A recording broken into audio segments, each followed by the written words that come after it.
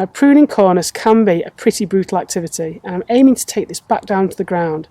I'm also looking to take it back to 2 buds on each stem, which will provide the growth this year and the leafy growth in summer, which will then turn into the flaming red stems that I want next winter. So I'm going to show you on this one here the pruning technique, and then you'll be able to see the difference side by side, which is a really good way for you to be able to visualise the before and the after.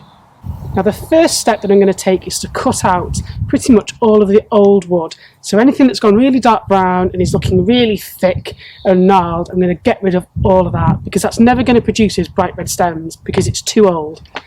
And for that, I'm going to have to use a pair of loppers like these. Now, I've sharpened these, they're clean, they're sharp, they're good to go, and I'm going to start by taking out some of that older material. And what you'll start to see is that the newer growth here, which is more red, starting to appear. So what I'm going to do now is take a clean sharp pair of secateurs, and I'm going to take this further back down to the ground with these newer shoots.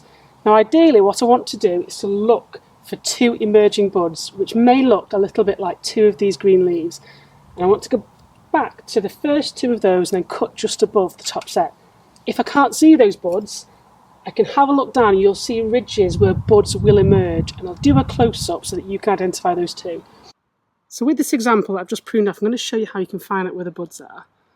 So if you have a look closer, you'll see, you wiggle my finger up. See there? There's like a line that goes all the way around the stem. So if these leaves hadn't pushed out yet, you'd be able to feel that. And when you find that, you know that potentially 2 leaves are going to get pushed out.